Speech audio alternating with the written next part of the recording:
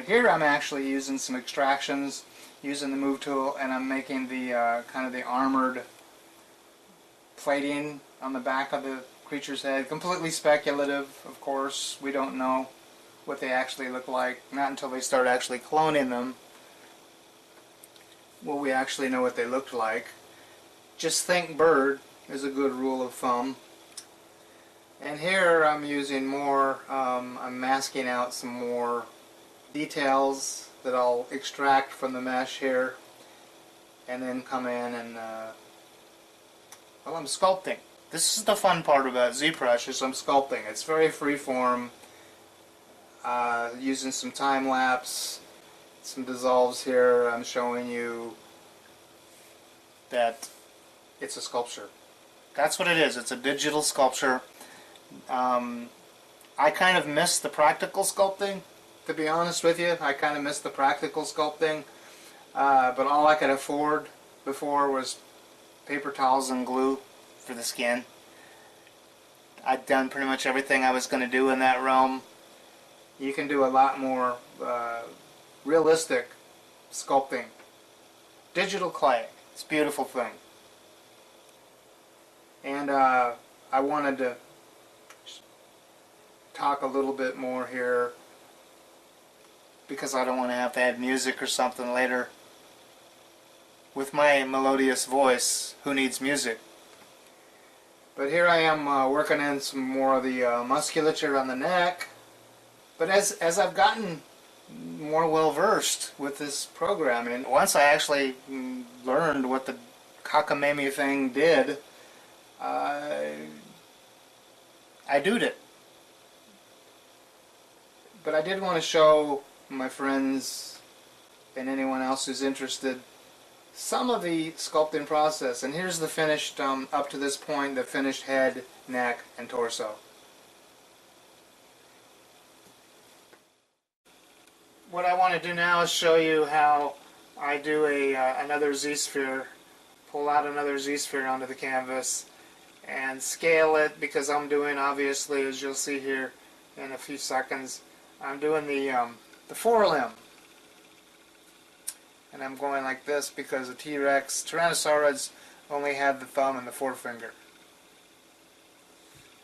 Because in natural selection terms, carnivorous dinosaurs had been evolving into becoming essentially eating machines, and if you're basically just a walking head full of steak knives, you don't need extemporaneous appendages making you front heavy. The tail was already at the length that it could be with the number of vertebrae. The length of the tail was established. The head kept getting bigger, so natural selection's answer is make smaller arms, take away a finger, pare it back. So what I'm doing is I'm using these chains of Z-spheres, and I made an adaptable skin, a mesh. Then I appended that back to my model, and I had to scale it using my transpose tool, which, like I mentioned earlier, you can move, you can rotate, you can scale with it. I got its appropriate size, and now I am very self-conscious, by the way, of doing these narration tracks, because it's me droning on about sculpting a dinosaur. Not the most exciting thing to talk about, and I don't know if it's exciting to watch, but I've divided my mesh where I can start doing some putting some volume into the arms, muscle structure, forearms, and I divided the mesh one more time, and what that means is I'm making a higher resolution, high definition clay, so you can put more and more and more detail into this thing. And I like to keep my polygon count, that's what they are, they're pixels, picture elements. There's the whole piece, picture elements, and each of my sculptures ends up having about 10 million polygons or pixels of information.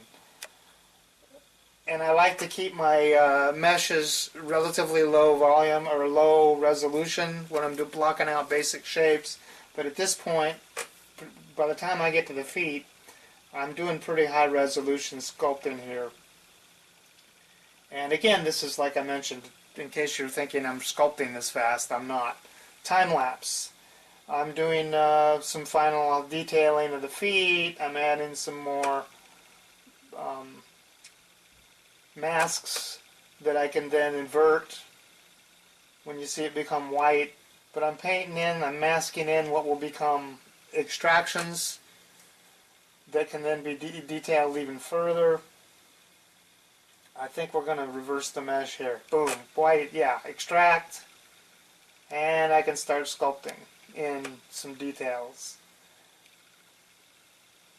in the rear legs.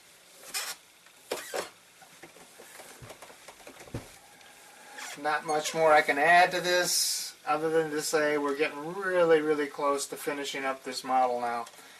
And I'm really going to wrap things up. I would like to show you a little bit more of the sculpting process, though. Here again I'm using the clay buildup brush combined with an alpha to create more and more surface details. It's really very Zen-like sculpting in ZBrush. Here we're adding another Z-sphere, another chain of spheres that's becoming quite obviously the tail. And you can scale each sphere, you can move each sphere, you can rotate each sphere, creating this chain, positioning it in a pleasing way. I turned it into a mesh, an adaptive skin. There's the cloaca area, which from Latin means the sewer. I'm sure you already knew that. And I'm not going to spend a lot of time on the tail here, but we go right to the finished model. Here's the finished model in all of its glory, in previously what would have become a slideshow. So rather than a slideshow, I thought I'd show you in 3D space how these sculptures come to be, digital sculptures. And what's cool about this, first of all, it's a lot less glue on my fingers and paper towel expenses and stuff from the previous sculpting methods. And you have, in 3D space, a finished model that you can actually start to paint, just like you would any other sculpture. Only this way, the painting without the mess.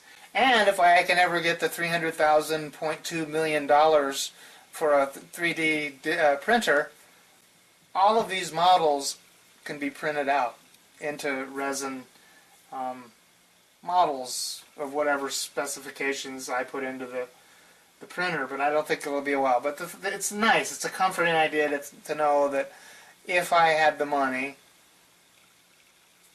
I could go to Europe. I would like a trip to Europe.